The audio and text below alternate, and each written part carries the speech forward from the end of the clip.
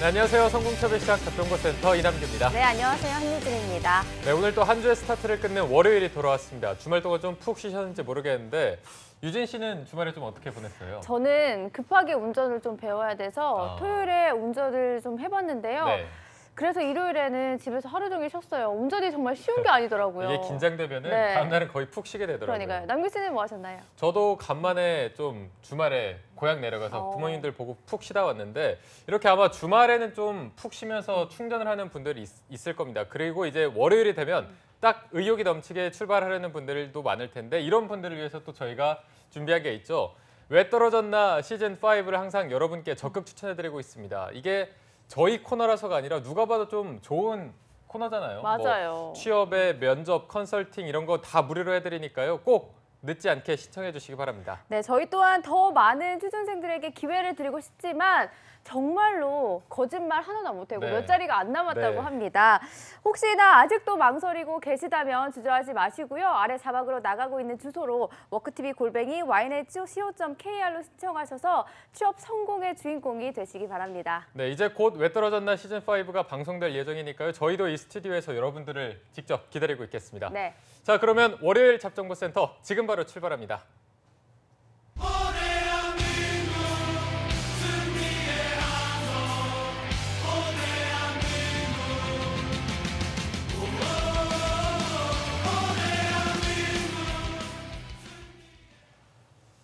네, 하반기 공채가 서서히 마무리되어 가고 있지만 아직 끝날 때까지 끝난 게 아닙니다. 대한민국 모든 취준생들의 염원을 실현시키기 위해서 공채 합격을 위한 필수 가이드를 전해드리는 공채 승리를 위하여 시간입니다. 네, 이분과 함께라면 그 어떤 기업도 두렵지 않습니다. 건드리면 합격 전략이 나오는 취업 자판기라고도 불리죠. 위포트의 홍기찬 컨설턴트와 함께하겠습니다.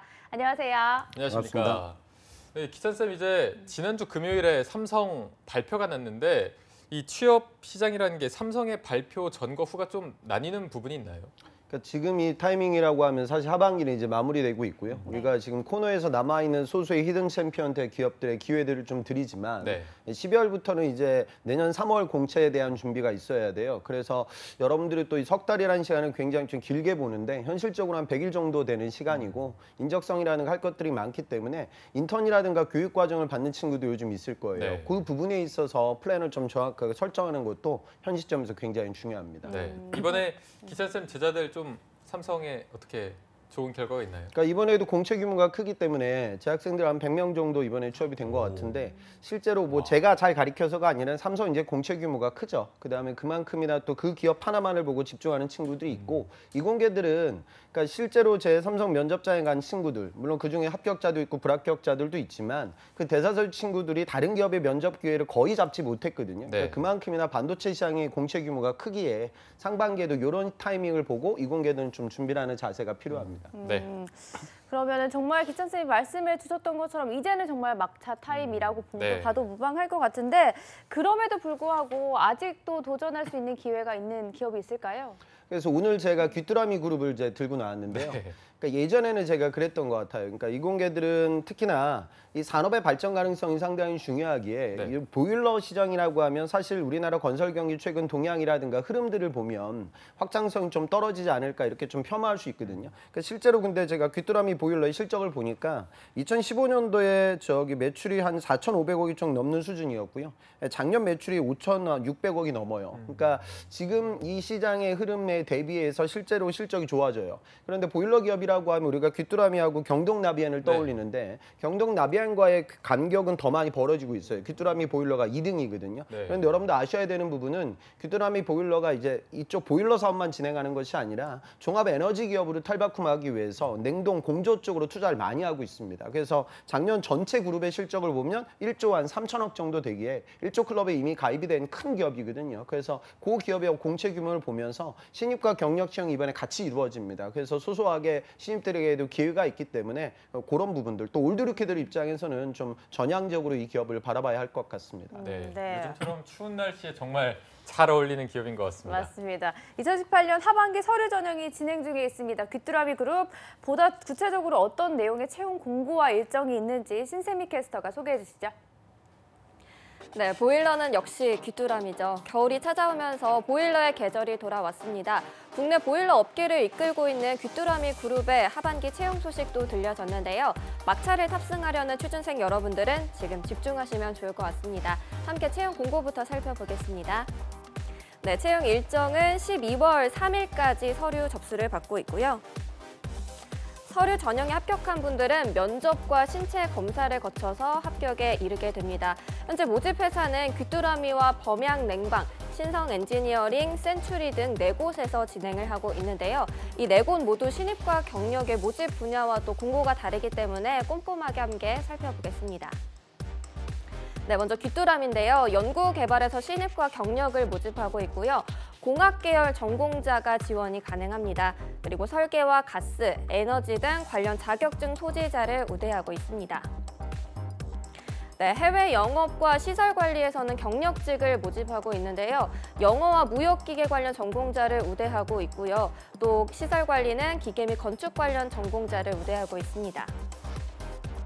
다음으로 범양 냉방에서는 연구개발과 기술 영업, 경력과 또 신입 및 경력직을 채용하고 있습니다. 신입을 살펴보면 공학 계열 전공자가 지원할 수 있고요. 공조 냉동과 일반 기계, 에너지 관리 관련 자격증 소지자를 우대하고 있습니다. 네, 그리고 신성 엔지니어링에서는 연구 개발 분야에서 신입과 경력직 채용하고 있습니다. 공학 계열 전공자가 역시 지원할 수 있고요. 공조 냉동기계 기사 등 관련 자격증 소지자를 우대하고 있습니다. 네, 마지막으로 센츄리입니다. 연구개발 분야에서 신입과 경력직 모집하고 있습니다. 역시 공학 계열, 기계와 전기, 냉동공조 등 전공자를 지원할 수 있고요. 공조 냉동기계 기사와 또 관련 자격증 소지자를 우대하고 있습니다. 네, 서류 접수가 12월 3일까지입니다. 막차를 탑승하려는 취준생 여러분들은 지금 기찬쌤의 말 집중하시면 좋을 것 같습니다. 함께 스튜디오에서 살펴보겠습니다. 네, 이게 귀뚜라미면 그냥 보일러만 만드는 회사인 줄 알았는데 이 보일러랑 굉장히 친숙한 음악이 뭐 있지 않나요? CM송이었나요? 네. 보일러는 귀뚜라미 이거 맞아요. 아닌가요? 전 이게 기억이 나고 뭐 거꾸로 뭐 한 번 더 팍팍 뭐 이런 것만 좀 기억이 나갔고 맞아요, 네. 이게 보일러로 굉장히 유명한 기업인 줄 알았는데 기찬 표정이 되게 재밌네요. 그런 재미있는 표정이었군요. 예.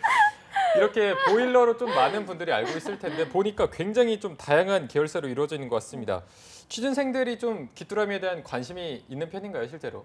사실 관심은 별로 없죠. 그러니까 그 이유가 이제 그 주부들이나 뭐 연령대가 높은 분들은 귀뚜라미 보일러라든가 이런 보일러, 뭐 경동 나비안이다, 뭐 린나이다 이런 업체들이 있잖아요. 네. 그러니까 과거에 우리나라 건설 경기가 굉장히 확장성을 갖고 있고 커질 때 보일러 시장에 대한 관심도가 올라갔고 가스비를 절감하기 위해서 그다음에 과거에 뭐 경주에서 지진 나게 되면 보일러도 안정성 관리가 상당히 중요해요. 가스 네. 에너지를 쓰니까. 그래서 이런 친환경이라든가 효율성을 높이기 위한 보일러의 개발이 꾸준히 이루어졌는데 그것만으로는 지금 시장을 확장시키기가 어려워요. 경동 같은 경우에는 해외 시장이 많이 투자를 하고 있고요. 경동 나비엔 같은 경우에는 요즘 4차 산업혁명이라고 이야기하는데 AI 스피커 뭐 이런 것들 보일러에 접목시켜서 이 기술적인 부분을 더 높이기 위한 투자들이 이루어지고 있습니다. 근데 그 귀뚜라미 같은 경우에는 과거 예전부터 이런 시장에 좀 한계가 있다는 걸 이해하고 2006년도에 범양 냉방을 인수했어요. 그래서 냉동 공조, 에어컨 쪽으로도 투자를 하게 됐고 그다음에 2008년도에 신성 엔지니어링을 인수하게 되면서 여기는 이제 특수 산업이라든가 일반적인 가정 말고 공장에서 쓸 수 있는 냉동 공조 파트에 대한 투자가 이루어졌고요. 그다음에 여러분들 잘 아는 에어컨 브랜드 센츄리를 2009년도에 인수하게 됩니다. 그래서 이 기업이 이제 과거에는 보일러만 하는 것이 아니라 네. 종합 에너지 기업으로 이제 확장성을 갖고 있는 거죠. 그렇게 보시면 되겠습니다. 네. 그리고 또 지난주 어벤져스 특집에서 연봉에 대한 이야기를 많이 다양하게 다뤄보긴 했는데 지원자들 입장에서는 연봉이 정말 빼놓을 수 없는 정보거든요. 귀뚜라미 그룹의 연봉은 어느 정도 수준인가요? 그러니까 최저한 1,578만 원에서 최고 한 7,168만 원 이렇게 나와 있는데 차이가 지금 좀 많이 그렇죠. 근데 당장의 그런 연봉보다는 현재 이 기업이 투자하고 있는 부분들을 이해하셔야 돼요. 근본의 공채가 열린 이유도 뭐가 있냐면 귀뚜라미가 과거에는 이 R&D를 할 수 있는 그 지역들 이게 아주 다양했어요. 그러니까 경북 청도라든가 충남 아산, 그다음에 인천에 흩어져 있었는데 이런 것들 지금 서울 마곡 지역에 종합연구소를 지금 만들고 있어요. 그래서 이 연구소가 18년도, 그러니까 올해 되겠죠. 12월에 준공 예정이고 300여 명의 연구 인력이 지금 차례로 입주를 하고 있고 최종 목표가 2025년까지 연구 인력을 한 500명까지 확장시킨다고 하거든요. 물론 우리가 뭐 많이 보는 반도체 디스플레이 이런 쪽과 보면 채용 규모가 상당히 적지만 사업의 규모를 보면은 투자가 지금 많이 이루어지고 있다. 그런 관점에서 이번에 신입과 경력 채용이 이루어진다. 그렇게 보시면 되겠습니다. 네. 자, 이번에 하반기 귀뚜라미 그룹의 채용을 보면은 공학 계열을 조금 전공자한테 기회가 많이 주어진 것 같아서 어떤 지원자들이 많이 도전을 하는 편인가요? 실제적으로는 지금 신입을 뽑는 포지션은 귀뚜라미 보일러의 연구개발 파트, 그다음에 범양 냉방의 기술 영업 파트, 그다음에 신성 엔지니어링과 센츄리의 연구개발 파트. 또 이것도 신입만 뽑는 것이 아니라 경력을 동시에 채용을 하고 있거든요. 네. 사실 문과들 입장에서는 올드 루키들 중에 귀뚜라미 쪽에서 해외 영업 직군에서 영어하고 무역 관련된 전공을 이번에 뽑아요. 그러니까 이거는 경력을 좀 갖고 있는 올드 루키들의 도전이 가능할 것 같고 네. 대부분의 채용은 이번에는 이공계 위주로 흘러간다고 보시면 되겠습니다. 네. 그러면 귀뚜라미 그룹 합격자들의 스펙은 어느 정도 수준이라고 보면 될까요? 그러니까 사실 뭐 보일러 회사의 기업을 취업하는 친구들이 뭐 반도체라든가 뭐 반도체 설비라든가 이쪽 수준까지는 아니죠, 사실은. 그러니까 동시 지원을 하고 사실 지금 이 방송을 보는 분들은 삼성 면접이 안 됐기에 지사 시험에서 떨어졌기에 이번 시즌을 바라보고 있어요. 그래서 현실적으로 이 산업만 바라보는 친구들은 없지만 일부 좀 있는 분들은 그걸 것 같아요. 지금 신성이라든가 센츄리 이쪽으로 가게 되면 냉동 공조 쪽으로, 그러니까 석사들 중에 냉동 공조 쪽으로, 그러니까 하이닉스의 유틸리티 직군을 쓰는 친구들, 삼성전자의 단지 총괄 도전하는 친구들 중에 이 공조 쪽으로 자격증을 취득하거나 그쪽으로 과제를 진행했던 친구들이 있을 거예요. 그러니까 이 친구들 입장에서는 백색 가전사업부에서 진행되는 R&D 파트에 도전하거든요. 그런데 그거 외적으로는 사실 쓸 기업이 별로 없어요. 그래서 냉동 공조 쪽에 초점을 맞췄던 친구들이 과거에 LG전자의 가전, 그러니까 HNA 쪽, 창원 이쪽을 좀 도전했고, 그 다음에 삼성을 쓸 때 단지 총괄에 도전을 했고, 하이닉스를 쓸 때 유틸리티 직군에 대한 도전을 했던 친구들, 공학도로서 특수 포지션에 대한 경험을 갖고 있는 친구들이 근본 채용을 좀 전략적으로 바라봐야 할 것 같습니다. 네, 알겠습니다. 자, 이번에 좀 귀뚜라미 그룹 그 계열사가 네 곳입니다. 귀뚜라미, 범양냉방, 신성 그리고 센츄리 네 곳에서 진행을 하고 있는데 아까 뭐 대기업급의 채용은 아니지만 그래도 꽤 채용을 하는 편이라고 하셔서 좀 채용 규모가 구체적으로 어느 정도 된다고 좀 예측해 볼 수 있을까요? 정확하게 예측은 불가능하지만 아까 말씀드렸다시피 2025년까지 연구 인력을 500명으로 늘린다 이렇게 나와 있으니까 제 추측컨대 한 두 자릿수 정도의 채용이 전체적으로 있지 않을까라고 추측됩니다. 네, 네. 알겠습니다. 그러면은 연구개발 직무에서는 신입직을 채용하고 있고 또 네. 기술 영업이나 뭐 해외 영업 이 부분에 대해서는 경력을 모집하고 있는데 뭐 일하게 되는 직무에 있어서 차이점도 있을까요?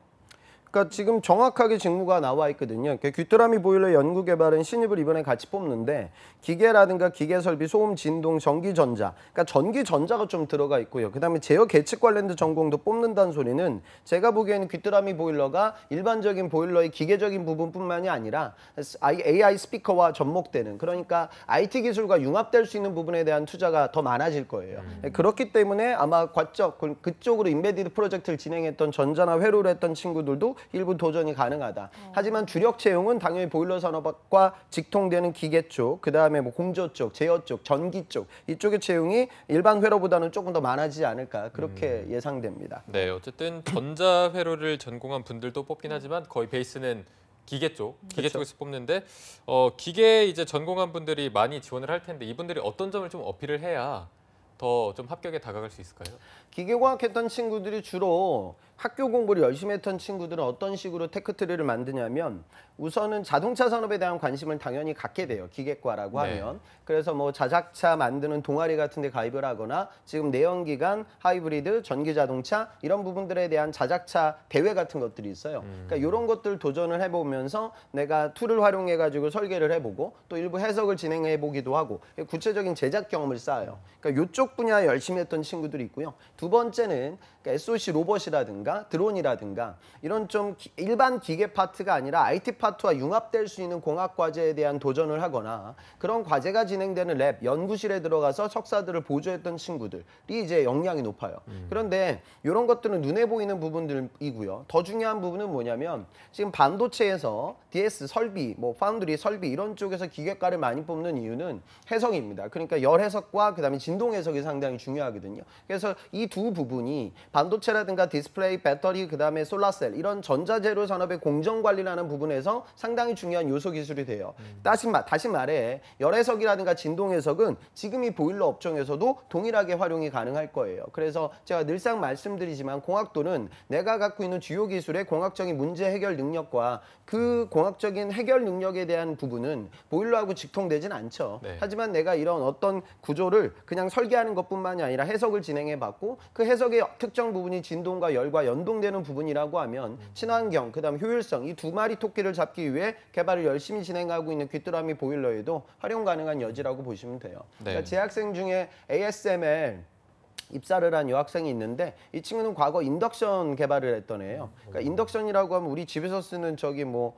그 조리용으로 가스레인지 쓰이는 대신에, 거죠, 네. 그죠? 그러니까 그런 부분들과 어찌 보면 반도체 포토 장비하고는 전혀 상관성이 없다라고 생각을 하지만 네. 실제로 취업이 됐거든요. 그러니까 그 설비라는 부분은 이 친구는 인덕션을 개발을 할 때 리버스 엔지니어링을 했어요. 그러니까 중국 업체에서 이 인덕션을 너무 싸게 만드는 거예요. 근데 그 모든 기술 개발 기업들은 코스트를 다운시키는 비용을 절감시키는 게 상당히 중요하거든요. 그런데 그 리버스 엔지니어링 과제 중국 기업들의 제품을 뜯어보면서 어떻게 이렇게 저가의 제품 공급이 가능한지에 대한 문제 해결 능력을 배웠으면 그 부분을 반도체 설비에도 접목이 가능한 거죠. 그러니까 여러분들 이런 틈새를 보실 때는 틈새 기업들의 제품들이 여러분들의 공학 과제와 절대 연결되지 않아요. 그러니까 본인의 공학적인 문제 해결 능력을 더 강하게 어필하는 자세가 필요합니다. 네, 네. 알겠습니다.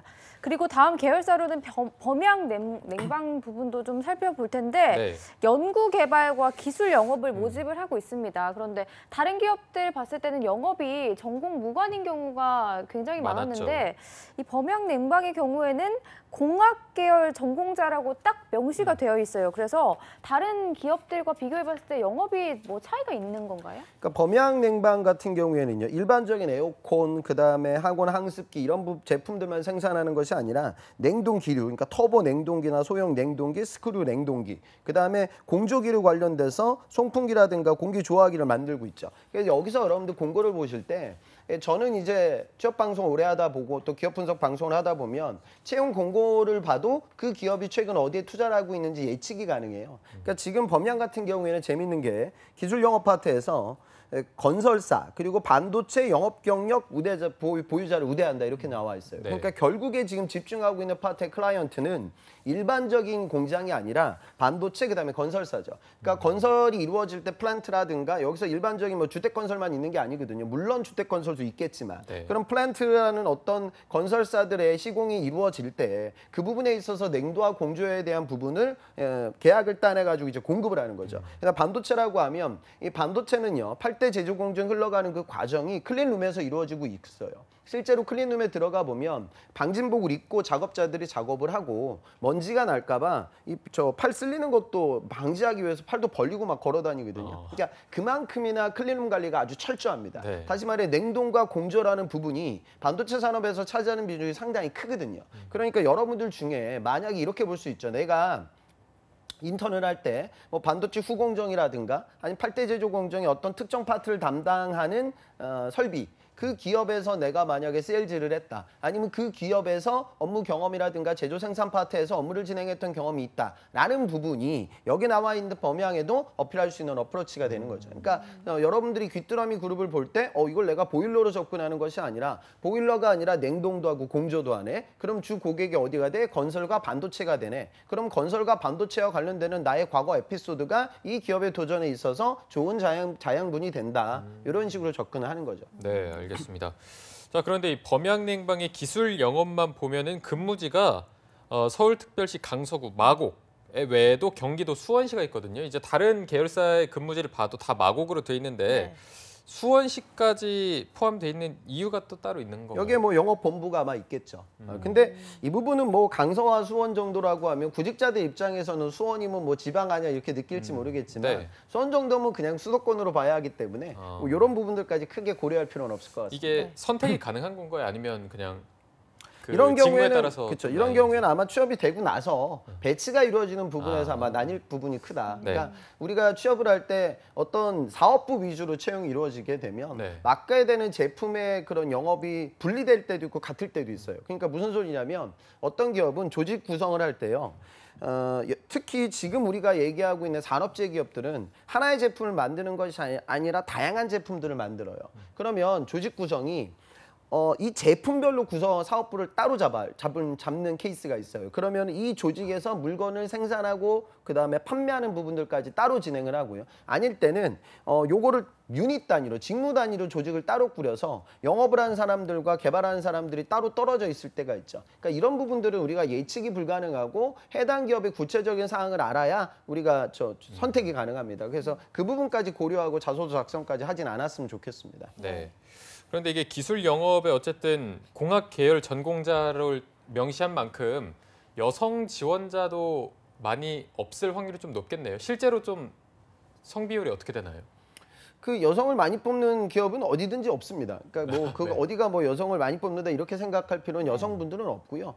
작년에 SMS, 그러니까 삼성전자 자회사고 거기가 반도체 설비를 판매하는 세일즈로 제 여자 문과 학생들도 입사가 됐거든요. 네. 그러니까 여러분도 아셔야 되는 부분은 오히려 이런 산업재 기업들이 여성분들한테는 기회가 될 수 있다라고 생각하세요. 그 이유는 여러분들 경쟁자들, 여성 경쟁자들이 많이 몰리지 않습니다. 그다음에 지금 점점점 영업 직군을 뽑고 구매 직군을 뽑을 때 이공계들 선호도가 더 커져요. 그래서 문과들의 설 자리가 조금 더 이제 줄어들고 있는 상황인데 그 부분은 지금 여기서 팔아야 될 제품은 일반적인 제품이 아니라 공정 냉동 기기죠. 그러면은 제품에 대한 이해도를 정확하게 숙지하는 것이 영업사원에게 너무나 중요하기 때문에 이 직군을 도전하는 친구들은 공학 베이스를 갖고 있었으면 좋겠고요. 그 다음으로는 좀 비즈니스 마인드를 보여줄 수 있는 과거 경험. 그게 인턴이 됐든 대외 활동이 됐든 아르바이트가 됐든 그리고 덧대어서 분명히 해외 시장에 대한 도전을 꿈꾸고 있을 거예요. 그래서 어학적인 부분이 강한 이공계들의 도전을 더 강추하는 편입니다. 그래서 네. 지금 현대자동차 구매라든가 삼성에서 일부 벌어지고 있는 기술 영업의 직군들에 채용되는 친구들을 보면 내가 공대생인데 공대생에 덧대어서 경영을 복수 전공했다 이런 부분들보다 현실적으로는 공대생인데 어학적인 부분에 강점이 있는 친구들이 더 큰 기회를 잡을 수 있다는 것도 이해를 하셨으면 좋겠습니다. 네. 그러면 실제로 입사를 했을 때 근무할 수 있는 환경은 여성들이 일하기에는 좀 어떤 편인가요? 그 여성분들은 지금 이렇게 보시면 돼요. 그러니까 그거는 사실 부서 배치 받아봐야 알 수 있죠. 근데 역으로 생각해 보면 이렇게 생각하더라고요. 많은 구직자들이 이 산업은 여성 선배들이 많다. 그러면은 나의 여성 선배들이 많으니까 내가 들어가서도 쉽게 적응이 가능하겠지라고 생각해요. 물론 그럴 때도 있어요. 하지만 우리 사회에는 언제나 유리천장이 존재하고요. 제 경험치로 보면 여성분들한테 특정 기업들이 여성 면접관을 더 많이 붙여요. 여성 면접관 만났을 때 여성 지원자들이 더 힘들어져요. 현실적으로는. 여러분들 보는 잣대가 더 엄격합니다. 그러니까 물론 그럴 때도 있지만 역으로 생각해 보면 그 남자 선배들 많은 부분에서 내가 여성 후배로 그러니까 과거에 여성 선배들이 없었던 이유는 해당 기업에서 취업을 과거에 진행할 때 여성 채용을 흘리지 않았기 때문에 그런 거예요. 그러니까 점점점 시대가 바뀌고 있고 여성 채용이 많아지고 있는 추세이기에 남자 선배들이 많은 부분에 내가 여성으로 들어가도 어찌 보면은 또 선배들의 어떤 챙김도 더 많이 받을 수가 있고 기회도 많이 또 받아요. 제 실제로 입사하는 친구들을 보면. 네. 그래서 꼭 좀 발상의 전환을 좀 생각하셨으면 좋겠어요. 네. 그러니까 화장품 회사는 여성이 일하기 좋고 보일러 회사는 여성이 일하기 싫고 뭐 이런 건 전혀 아니거든요. 그러니까 그거는 사실 부서 배치 받아보고 여러분들 선배를 만나봐야지 가늠이 가능한 부분. 네. 하지만 오히려 남자들 많은데 내가 들어갔을 때 오히려 저에게 저 많은 기회가 올 수도 있다. 그러니까 이런 것도 생각하셔야 돼요. 여성 채용을 안 했던 기업이 여성 채용을 늘리게 되잖아요. 그러면 당연히 인사팀에서는 여성 인력들의 승급도 빨라야 돼요. 그래야지 뭔가 우리 기업이 이런 양성평등을 따라가는 기업이고 또 여성분들을 차별하지 않는 기업의 이미지를 보여줄 수 있거든요. 그렇게 보면 역으로 여러분들 입사하고 나서 더 기회가 될 때도 많아요. 그래서 그런 부분들을 좀 생각하시기 바랍니다. 네, 정말 알겠습니다. 설득이 되네요. 발상의 전환. 네. 필요할 것 다음은 같습니다. 신성 엔지니어링 기업에 대해 살펴볼 텐데 네. 저에게는 조금 생소한 기업인데요. 남규 씨도 생소하시죠? 네, 처음 들어보네요. 네. 신성 엔지니어링. 이 기업에 대해서 좀 소개를 해주실까요? 그러니까 여기는 중앙공조사업하고요. 그다음에 산업공조사업, 그다음에 또 한 가지가 신재생에너지 사업도 하고 있어요. 그다음에 이제 공조설비와 플랜트 사업을 진행하니까 우리가 일상적으로 보는 어떤 뭐 에어컨, 우리 개인들에게 다가오는 냉방이라고 하면 에어컨밖에 없지만 이렇게 냉방이라든가 공조라는 시설은 다양한, 그러니까 원자력 발전소에도 쓰이거든요. 그러니까 그런 부분에 있어서의 기업 채용과 개발을 하는 기업이라고 생각하시면 되겠습니다. 네. 네. 신성 엔지니어링도 이제 연구 개발에서 신입과 경력을 동시에 채용을 하고 있는데 연구 개발 이게 정확히 어떤 걸 좀 하는 건가요? 앞서 말씀드렸다시피 뭐 귀뚜라미가 이제 보일러 쪽에 초점을 맞춘다 하면 이번에 지금 범양 같은 경우는 연구개발을 경력으로만 뽑기에 네. 센츄리와 신성 엔지니어링에서 연구개발 도전이 가능하죠. 근데 센츄리는 아무래도 우리가 일상생활에서 많이 접하는 에어컨에 가깝고 네. 신성에서 진행되고 있는 파트가 오히려 산업재 부분에 가깝다. 그래서 유틸리티라든가 앞서 말씀드렸던 그 공조 쪽으로, 냉동 쪽으로 어떤 공학적인 과제를 진행했거나 그런 파트에서 인턴을 진행했던 친구들의 도전이 가능하다고 보시면 됩니다. 네. 네. 말씀해 주셨던 것처럼 마지막으로 살펴볼 기업인 센츄리에서도 연구개발 직무를 신입 모집하고 있습니다. 네. 센츄리에서는 그럼 어떤 제품을 개발을 하게 되는 건가요?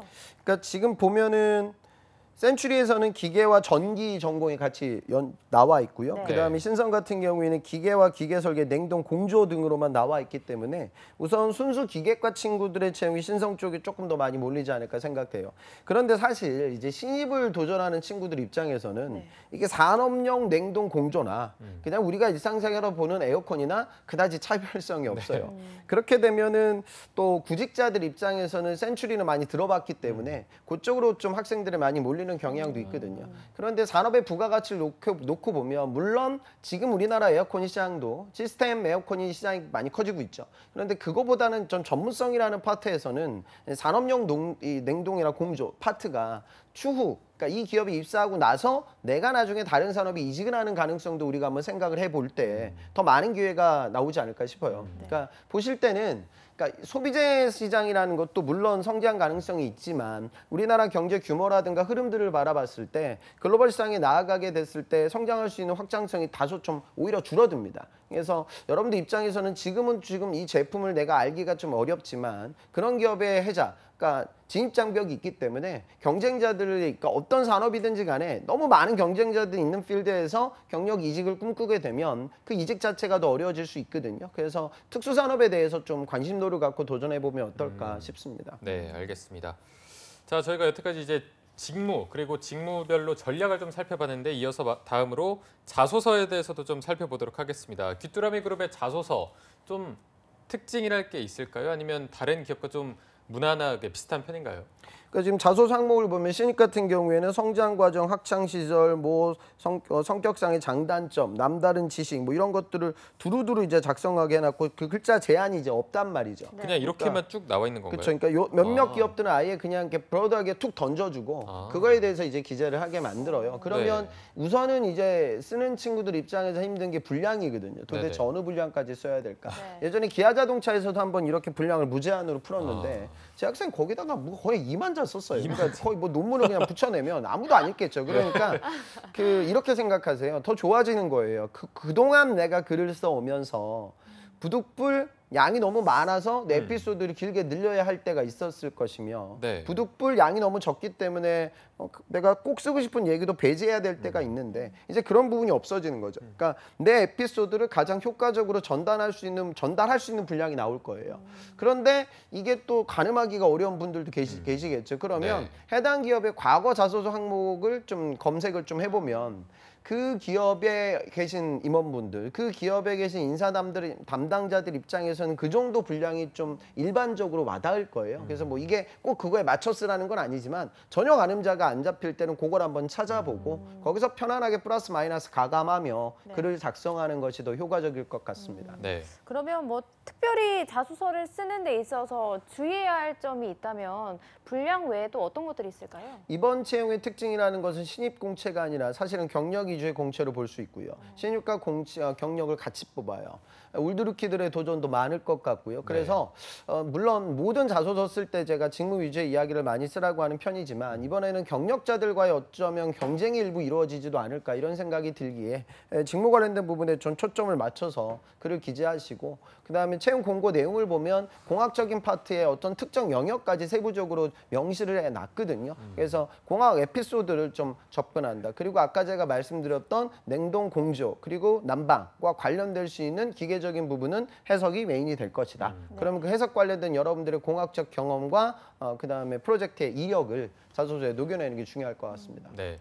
이제 뭐 대부분 직무에서 신입 경력을 뽑거나 이제 경력만 뽑는데 자소서를 보니까 신입인 경우에 이렇게 쓰라고 돼 있거든요. 그럼 경력직들은 자소서를 안 쓰고 원래 시험을 보는 건가요? 그 경력 같은 경우에도 자소서를 낼 때가 많죠. 그다음에 통상적으로는 또 어떤 기업은 그냥 그 경력 기술서 그러니까 요즘 추세가 내가 자소서에 있던 내용들을 성장 과정으로 적는 것이 아니라 뭐 네. 팀장급이나 연차가 좀 많으신 분들은 그런 식의 기재보다는 회사 생활하면서 내가 진행했던 경험을 적죠. 근데 올드루키들이나 경력자 분들도 좀 고려해야 되는 부분은 그 경력 기술서를 쓸 때는 보고서 형식의 내용이 좀 들어가야 돼요. 그러니까 단순하게 그냥 워딩으로만 쭉 나열하는 것이 아니라 그 우리가 업무를 진행하다 보면 주 단위, 뭐 월 단위, 분기 단위, 연 단위 업무들이 있고요. 그다음 프로젝트 단위 업무들이 있을 거예요. 그럼 그 프로젝트 단위 업무가 진행됐던 목표와 회사 기밀까지 얘기할 수는 없겠지만 거기서 내가 담당했던 역할과 그거에 대한 결과치를 정확하게 기재해서 실무 경험이 충만하다라는 느낌을 주는 게 중요합니다. 네, 알겠습니다. 그러면은 서류 전형에 넘어가서는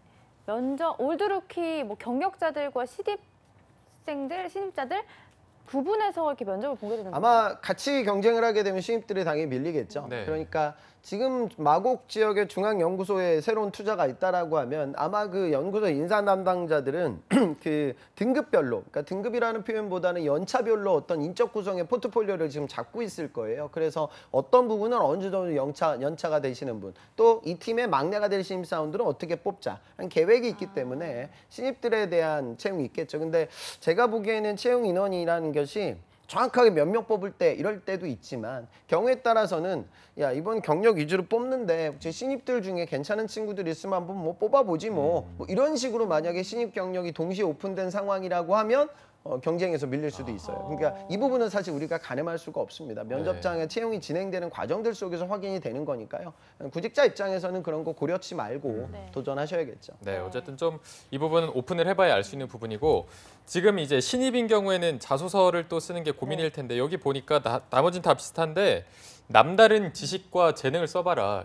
이게 뭐 좀 잘난 척을 해도 되는 건지 자랑을 이렇게 늘어나도 되는 건지 어떤 걸 어필을 해야 되는 건가요? 자기소개서는 기본적으로 자기를 자랑하는 공간이에요. 안 그러면 이제 뽑을 수가 없겠죠. 네. 그러니까 지금 뭐 성장 과정이다, 장점, 단점, 학창 시절 이런 부분들의 직무적인 역량이 많이 들어가지 않았다면 남다른 지식과 재능에 있어서 그러니까 그렇게 보시면 돼요. 이게 인성 에피소드인데 네.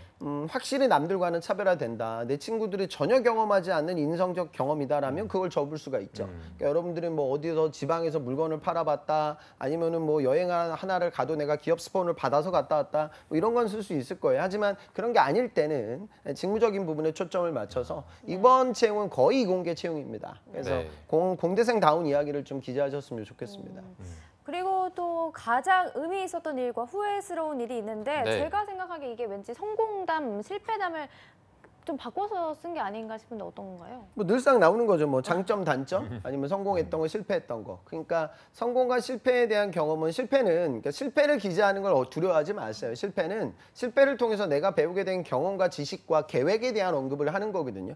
그 부분에 초점을 맞추고 공학 프로젝트 깨질 때 많잖아요. 그러니까 여러분들 처음에는 이렇게 용두삼이 될 때도 많고 전략은 좋았는데 세부적 전술 아이템이 부족해서 결과가 안 나올 때도 있고요. 뭐 여러 가지 그런 경험들을 하죠. 그 경험을 통해서 이 과제라는 게 의욕만으로 있어서는 안 된다. 그리고 과제라는 건 항상 예기치 않은 변수들이 생긴다. 그럼 예기치 않은 변수를 해결하기 위해서는 내 본연의 기계적 전공으로는 해결이 안 될 때가 있더라. 그래서 내가 다른 공학적인 부분들을 고려해가지고 이 문제를 해결했었다. 그게 융합 과제예요. 그러니까 그런 식으로 좀 접근해봤으면 좋겠습니다. 네.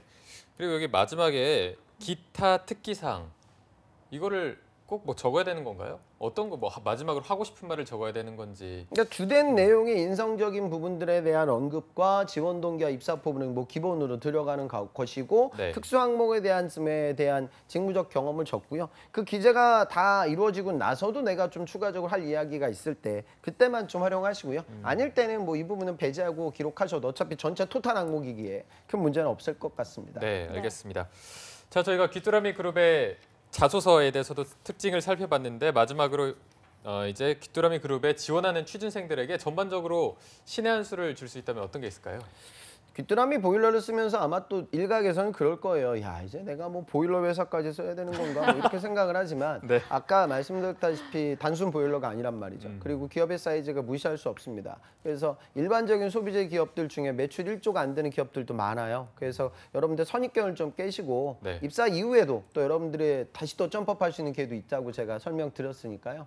지금 좀 내가 나이가 있고 어느 정도는 물론 상반기도 지금 바라보지만 어느 정도 기업에 취업을 해서 내가 경력을 쌓아야 하겠다라는 분들이라고 하면 좀 적극적으로 도전해 봤으면 좋겠습니다. 네, 알겠습니다. 오늘 귀뚜라미 그룹 채용의 합격 전략 짚어봤습니다. 지금까지 위포트의 홍기찬 컨설턴트와 함께했습니다. 오늘 말씀 고맙습니다. 고맙습니다. 감사합니다. 네, 접정보센터 1부에서 준비한 내용은 여기까지고요. 잠시 후 2부에서는요. 신세미 캐스터와 함께하는 일자리 방방곡곡이 준비되어 있고요. 네, 그리고 특별 코너 잡초대석에서는요. SW 인재 양성을 위해서 곧 개최될 한이음 엑스포를 소개하기 위해서 운영국에서 직접 자리해 주셨습니다. 그럼 먼저 2부에서도 함께 하시죠. 네, 어디 가지 마시고요. 채널 고정.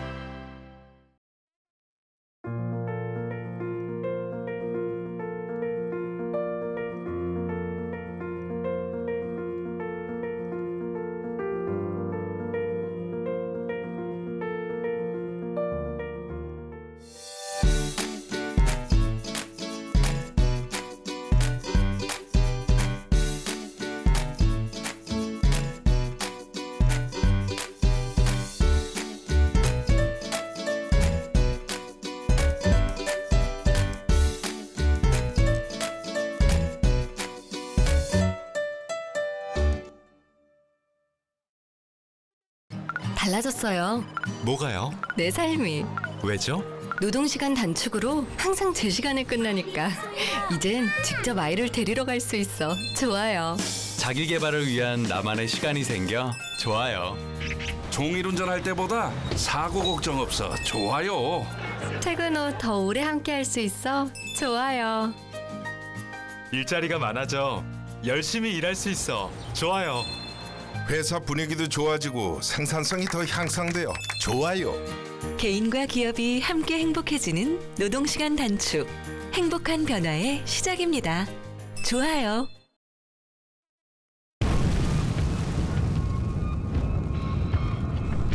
불씨를 걷어내면 사람이 보입니다. 화재안전 특별조사. 화재안전 대피훈련입니다. 화재안전 대피훈련에 무관심하지 않으신가요? 무심코한 주차 때문에 소방차 출동에 방해가 되지 않나요? 화재안전, 이대로 괜찮을까요? 그래서 시작합니다. 화재안전 특별조사. 화재로부터 안전한 대한민국을 위해 국민의 눈높이로 보고 국민의 마음으로 확인하겠습니다. 사람이 먼저인 나라, 안전한 대한민국. 화재안전 특별조사가 만들어가겠습니다.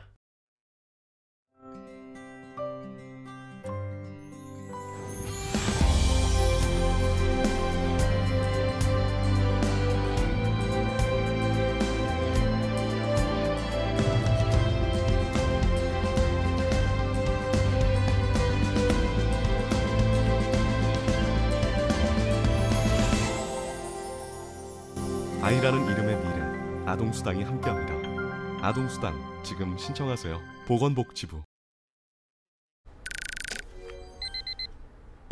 무리한 야근과 회식은 퇴근 후 업무 연락도 7월 1일부터 300인 이상 사업장의 노동시간이 단축됐으니까요. 집중해서 일하면 회사도 가족도 더 많아진 일자리로 청년들도 일은 줄이고 생활은 높이는 행복 밸런스 일생활 균형. 고용노동부가 함께합니다. 한국 직업 방송을 보면 취업이 보입니다.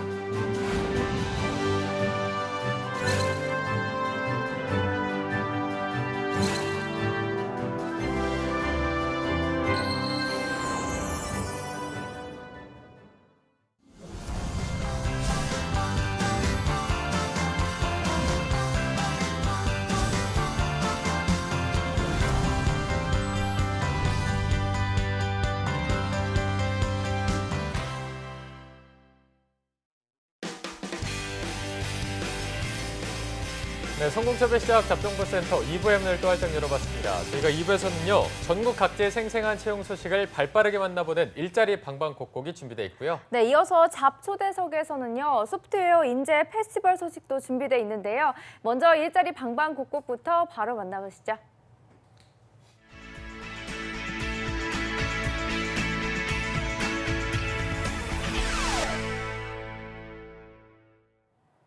네, 매일매일 전국 각지의 생생한 채용 정보를 알아보는 일자리 방방곡곡. 오늘은 김건호 주무관님이 계시는 광주로 가보겠습니다. 주무관님 안녕하세요.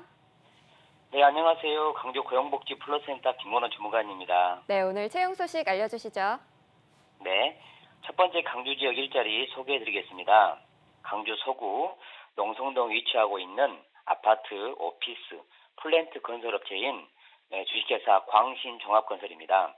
광주 서구, 전남 목포시, 전북 전주시에 근무할 건축 현장 공사 및 공무, 현장 소장 등 경력직 직원 5명 채용할 계획입니다. 지원 자격은 학력은 무관하나 5년 이상 경력이 있어야 지원 가능합니다. 건축 및 설비공학 전공자나 건축산업기사, 건설재료 시험 산업기사 자격증 소지자 우대한다고 합니다. 급여는 연 4,500만 원부터 시작하고 면접 후 협의 가능합니다. 접수 마감은 12월 16일까지입니다. 접수 방법은 이력서, 자기소개서, 기술인협회 1개월 내에 발급한 경력증명서, 자격증 사본 등을 준비하셔서 이메일로 접수하시면 됩니다. 네, 5년 이상 경력의 현장 직원 5명을 채용하고 있습니다. 관심 있는 구직자 여러분들의 많은 지원 바라겠습니다. 주무관님 바로 다음 소식도 알려주시죠. 네, 두 번째 소식은 취업 기술이 부족한 구직자들에게 큰 도움이 될 만한 단기 집단 상담 프로그램 소식 준비했습니다. 광주 고용복지 프로센터에서는 지역 구직자들의 취업을 위해 개인적인 사정으로 장기간 프로그램 참여가 어려우신 분들을 위해 나에게 필요한 부분만을 선택하여 4시간 과정으로 수강할 수 있는 단기 집단 상담 프로그램을 제공하는데요. 12월 일정 알려드리겠습니다. 12월 11일 취업 어려움 극복하기, 13일 나를 이해하기, 18일 취업 목표 정하기 등을 각각 운영할 계획입니다. 프로그램은 오후 1시 30분부터 5시 30분까지 광주 고용복지 플러스센터 9층 해냄실에서 진행됩니다. 참여를 희망하는 구직자분들은 일정을 참고하셔서 미리 워크넷을 통해 신청하거나 고용센터를 직접 방문하여 접수하셔야 합니다. 프로그램 관련한 궁금한 사항은 국번 없이 1350번으로 연락하시면 됩니다. 네, 취준생 여러분들을 위한 취업 프로그램 준비하셨다고 합니다. 많은 관심과 참여 바라겠습니다. 주무관님 오늘 소식 고맙습니다. 네, 감사합니다. 네, 이번에는 경기도로 가보겠습니다. 성남고용센터의 이은경 주무관님 안녕하세요. 네, 안녕하세요. 성남고용복지플러스센터 이은경 주무관입니다. 네, 오늘은 어떤 채용 소식 준비하셨나요? 네, 오늘 준비한 성남 지역 일자리 정보 소개해드릴게요. 먼저 소개해드릴 기업은 주식회사 레이저옵텍이라는 기업입니다. 주식회사 레이저옵텍은 산업용 및 의료용 레이저 광학기기를 개발, 연구, 생산하는 기업이고요. 성남시 중원구 상대연동에 위치하고 있습니다. 이번에 모집하는 분야는 재무회계사무원 경력자로 1분, 펌웨어 개발 경력자로 1분을 각각 모집하고 있습니다. 재무회계사무원 분야는 더존과 스마트A 프로그램을 사용하실 수 있어야 되고요. 3년 이상 관련 분야 경력자시면 지원이 가능합니다. 펌웨어 개발자는 H메가 프로그램, 아트워크 사용 가능자로서 관련 분야 5년 이상 경력자시면 지원이 가능합니다. 주 5일 근무고요. 재무회계는 연봉 3천만 원 이상 최대 4,500만 원까지고요. 펌웨어 개발자는 급여가 연봉 3,580만 원 이상부터 최대 5,500만 원까지로 면접 후에 결정이 됩니다. 모집 기간은 12월 20일까지고요. 지원을 희망하시는 분들은 이력서와 자기소개서를 담당자 이메일로 접수하시면 됩니다. 네, 각 경력이 3년에서 또 5년의 재무회계 사무원과 펌웨어 개발자 각각 1명씩 채용하고 있습니다. 관심 있는 구직자 여러분들의 많은 지원 바라겠습니다. 주무관님 바로 다음 소식도 알아보겠습니다. 네, 두 번째로 소개해드릴 기업은요. 주식회사 삼성종합장식이라는 기업입니다. 주식회사 삼성종합장식은 액세서리 제조, 판매, 수출하는 기업이고요. 성남시 중원구 상대원 등에 위치하고 있습니다. 이번에 모집하는 분야는 회계격리 사무직원 경력자 1명을 모집하고 있습니다. 더존 프로그램 사용이 가능하셔야 되고요. 결산이 가능하신 분이면 지원 가능하고요. 관련 분야 5년 이상 경력자면 지원이 가능합니다. 주 5일 근무고요. 연봉은 2,800만 원부터 면접 후에 결정이 됩니다. 모집 기간은 12월 7일까지고요. 입사 지원에 희망하시는 분들은 이력서와 자기소개서를 담당자 이메일로 접수하시면 됩니다. 네, 회계격리 사무직원 1명을 구인하고 있습니다. 5년 이상의 경력이 되시는 분들은 많은 관심과 또 참여 바라겠습니다. 주무관님 오늘 소식 고맙습니다. 네, 고맙습니다. 네, 지금까지 일자리 방방곡곡 전라도와 경기도의 채용 정보 알아봤습니다.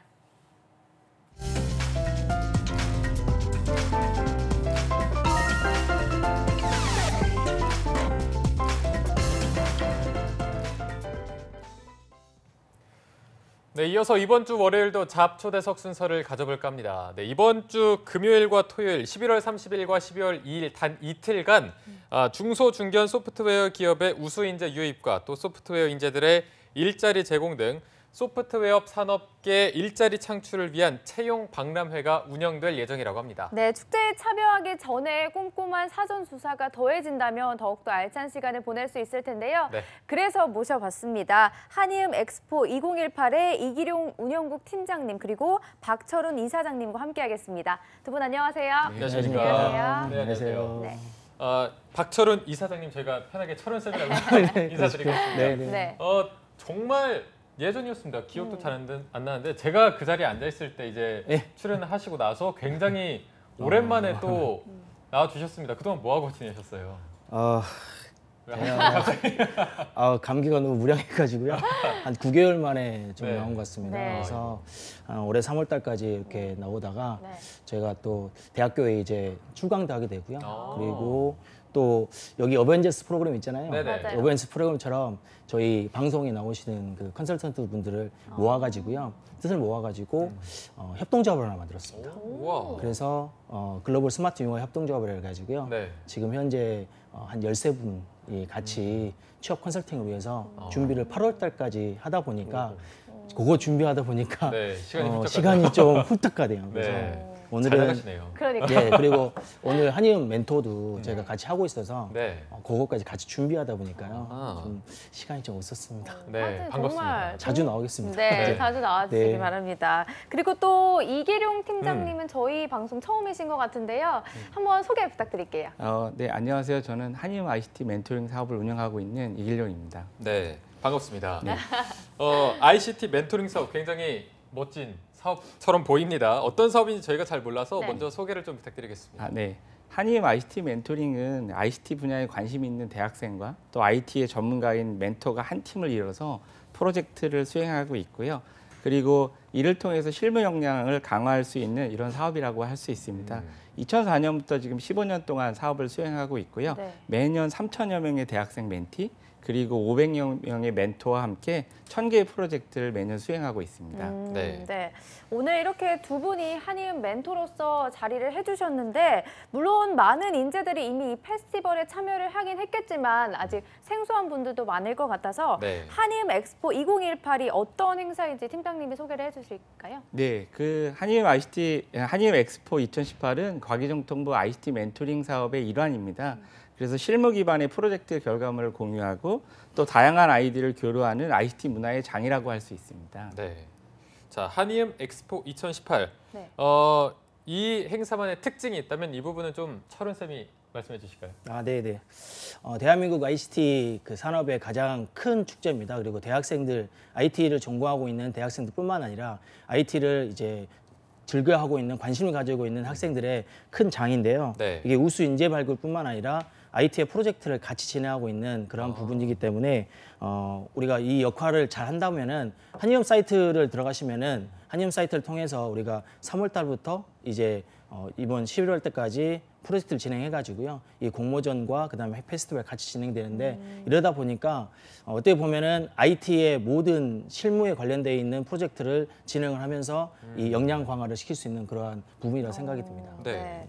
뭐 듣다 보니까는 취업 박람회 중에 하나이진 않을까 생각을 했는데 뭐 공모전 같은 느낌도 들고요. 구체적인 일정이나 언제 어디서 열리는지 이런 것들은 팀장님이 소개를 해주실까요? 네, 한의험 엑스포 2018 행사는 그 공모전을 통해서 우선 작품을 전시하는데요. 하지만 소프트웨어 인재 페스티벌 내 행사라 채용 박람회가 함께 개최됩니다.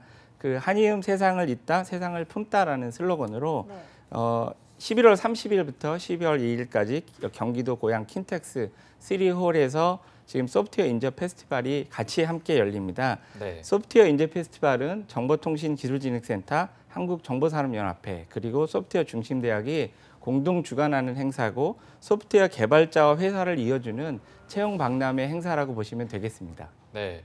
자, 한의험 엑스포에서 취업 박람회 참여도 하실 수가 있고요. 각종 프로젝트도 참여하실 수가 있는데 어떤 프로젝트들이 또 어떤 과정을 통해서 진행이 되는지도 궁금해서 이 부분은 또 철훈 쌤이 알려주시죠. 네. 이전에 이제 15년 정도 이제 한의험이 지나 보니까 이게 과기정통부와 그다음에 IITP 그리고 한국정보산업연합회에서 이제 주관해서 주회에서 같이 진행하고 있는 부분인데요. 네. 이 부분이 이제 7월 하순부터 저희가 공모전을 이제 신청을 받아요. 근데 이게 3월 달에 매칭이 된 그 팀만 저희가 공모전을 나올 수 있기 때문에 3월 달부터 어떻게 보면 11월 달까지 진행되고 있는 그러한 프로젝트로 생각하시면 됩니다. 네. 그리고 한의원 공모전을 나올 때면은 어떻게 되냐면 3차에 걸쳐서 우리가 진행을 하고 있습니다. 평가를. 그러다 보니까 서류평가, 그리고 기술평가, 그리고 심층평가까지 같이 하다 보니까 이런 부분들이 아주 심층적으로 많이 진행되고 있는 부분이고요. 그다음에 기획력, 기술력, 그리고 수행 능력까지 모든 걸 보고 있기 때문에 IT의 모든 역량들은 다 평가를 받고 있다고 생각하고 있습니다. 있다고 했습니다. 네. 한의험 엑스포에 참여하시는 분들은 소프트웨어 인재들의 역량을 확실히 엿볼 수 있을 것 같은 기회가 될 것 같은데 이번 프로젝트의 참여 열기는 어느 정도였나요, 팀장님? 네, 앞전에도 말씀드렸지만 매년 한 1000개 정도의 프로젝트가 진행되고 있다고 말씀을 드렸는데요. 올해는 700여 개의 프로젝트가 공모전에 참석을 했고요. 저희가 평가를 통해서 본상 16개, 그리고 입선 114개의 작품을 3차에 거친 평가에서 선정을 했고요. 그중에서 한의험 엑스포 이번 2018 행사에는 130여 개의 작품이 전시될 예정입니다. 네. 자, 오늘 이렇게 박철훈 쌤과 이기령 팀장님이 직접 나오셔서 소프트웨어 인재들의 양성과 또 잡매칭이 이루어지도록 정말 힘써 주시고 계십니다. 오늘 저희 잡정보센터를 통해서 이 한의험 엑스포 2018에 대해서 소식을 접한 분들이 있을 텐데 이런 분들은 저희가 더 특별히 좀 팁을 드려야 될 것 같아서 도움이 될 만한 팁이 있다면, 참여 팁이 있다면 어떤 게 있을까요? 네, 이번에는 저희가 채용 박람회 e포트폴리오를 활용할 예정인데요. 그러니까 실무 기반의 프로젝트 이력서를 작성하실 수 있습니다. 그래서 취준생 여러분들이 실제 했던 프로젝트도 당연히 쓸 수 있지만 카카오 등 ITC 기업이 평가했던 온라인 평가도 같이 개최할 예정이고요. 또 말하기, 쓰기, 듣기 등 영어의 4대 능력 평가를 하는 피어슨 영어 시험도 같이 공동해서 이 포트폴리오를 함께 작성할 수 있습니다. 철훈 쌤, 그러면은 이번 소프트웨어 인재 페스티벌에 어떤 사람들이 참여를 할 수 있는 건가요?